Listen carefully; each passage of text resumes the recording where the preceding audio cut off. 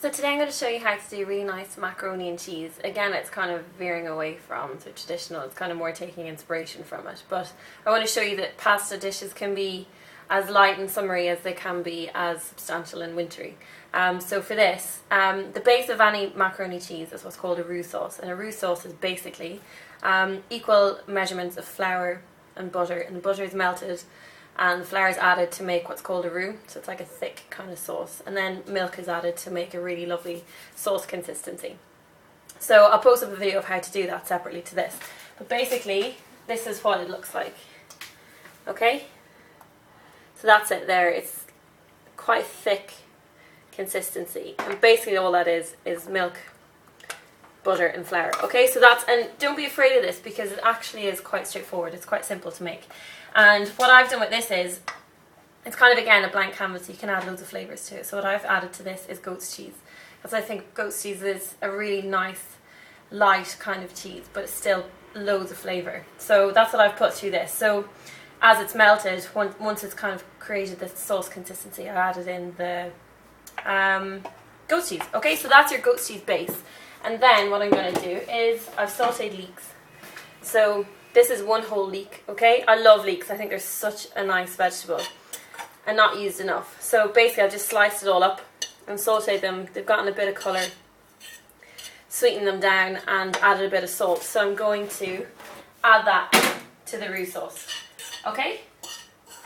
So in that goes. This isn't really probably what you would traditionally find in a macaroni and cheese. Actually, it's not at all, but that's okay. So mix that through. Okay, so in here we've got our goat's cheese and our leeks. And then what I'm going to add to that is some basil.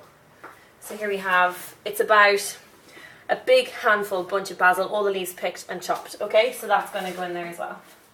And mix that through really, really well.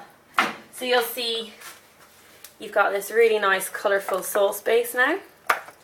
And that's what you're looking for. And what I'm trying to do here is just introduce loads of new flavours into something that's, you know, sometimes quite predictable, but there's no reason why you can't add to it and kind of make it something a little bit different. So then, that's done. I've cooked my pasta, so that's all ready to go. So all you do for macaroni and cheese, once your sauce is ready, you just get your pasta and put it through your sauce and just mix it all up together, okay? And that's it. I mean, I know it looks quite quick here because I've done all the preparation before, but it didn't take me that long to do the preparation. The thing that takes the most time is the roux. But when you have your roux cooking, you can have your pasta on the go, you can have your leeks sauteing away. You know, it's simple. It really is. And it's a really good dish for picnics. I brought it on a picnic about a week ago. It's really nice eating cold. It's really nice for a big family meal for everyone sitting around the table. And the nice thing about putting a few flavours through it is that it just gives it something a little bit different. Okay, so that's it. That's what you're looking for. So it's really, really nice, thick, cheesy sauce on the pasta. And then just get a dish. So I'm going to use this little earthenware dish because everything is cooked. So that's pretty much you ready to go. So just with this dish, I'm going to put the pasta in here. So that goes in there. And then if you have some cheese left over, just slice them up, lay it on top, and that's it. That's your macaroni and cheese.